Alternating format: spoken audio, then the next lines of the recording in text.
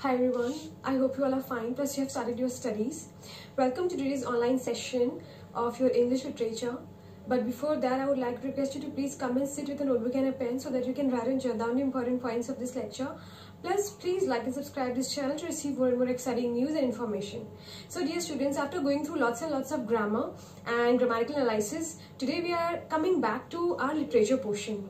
Today, the story that we are going to study is actually a very sentimental story, and this is not a complete story, it's just an extract or a part from a Nina Boden's novel, and the name of that novel is Sightlines. Let me tell the chapter, dear students. The name of the chapter is Seeing in Mind.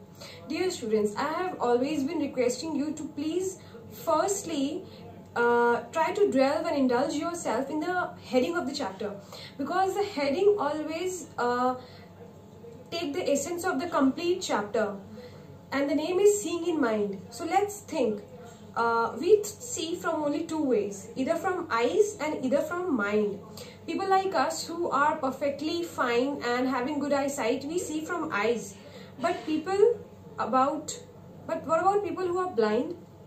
They see from mind, right? So this story, Seeing from Mind, is written by Nina Boden, and this is actually about blind children. So let's get started, dear student. This author, Nina Boden, has actually went to a picnic, and she has gone to a picnic with her friend and friend's family. Her friend's family has 4 children. They are siblings.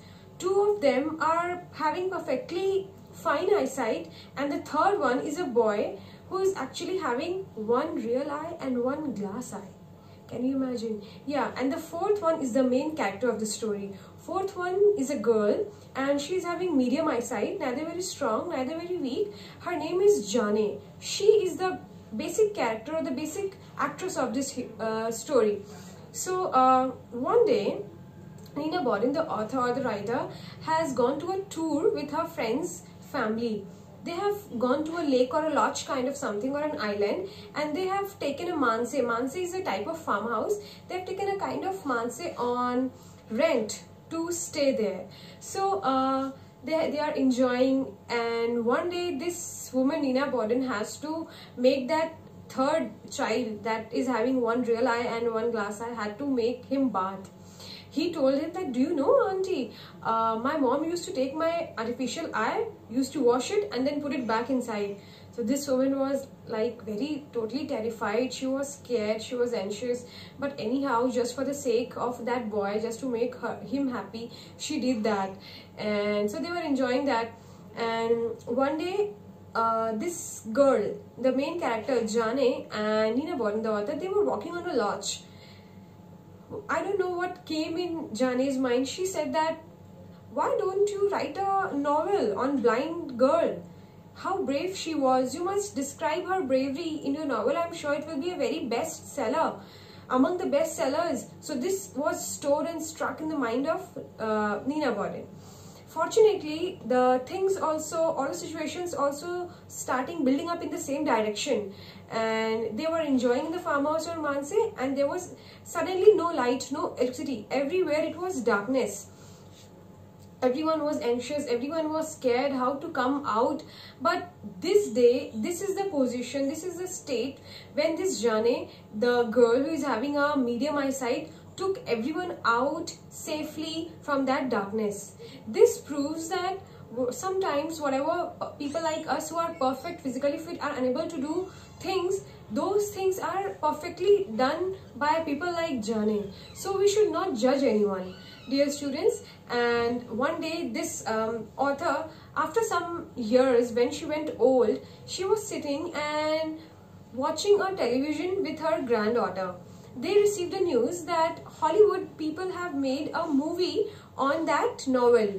Okay, I'll tell you. See, students, on that incident, when there was no electricity, on the bravery of Jane, Nina Boden wrote a novel, and the name of that novel is Daughter's Witch. Yes, so Jane's wish was completely fulfilled by this Nina Boden, because the novel was written, and seriously it was among the bestsellers. You can imagine, it was such a super hit that Hollywood people made a movie on that novel.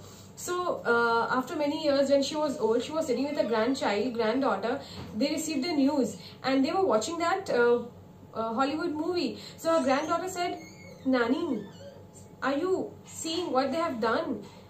There is no Jane in the story. Although they have perfectly made the story, they have perfectly made the movie. It is like Hamlet without a Hamlet." So dear students, this statement actually means that Hamlet is a novel and the main character of the novel is also Hamlet. The name of that main character is Hamlet. See, dear students, there are many Bollywood movies also that are made on novels. For example, Omkara is made on Othello and Heather is made on Hamlet. So this grandchild said that there is no Jane in the Hollywood movie. So it's like not 100% fine, because something is missing here. So dear students, I hope you enjoyed this story. Let us come to the moral, dear students. The moral of that story is that we should not judge anyone. We should not underestimate anyone's talent. Anyone can be helpful at any time. Maybe whatever we are missing, the second person is having. Right? So we should not underestimate anyone. I hope you enjoyed this story, dear students. Here are some set of assignments for you all. Please read the chapter very carefully. Plus write the summary of the chapter in your own words. Plus there are many tough words, high standard English words. Do write them, jot them in the one place and then take out the meaning at the other. Plus make sentences from those words, and do discuss this story with your siblings, with your friends, with your parents, and write the moral as well. Thank you. Bye.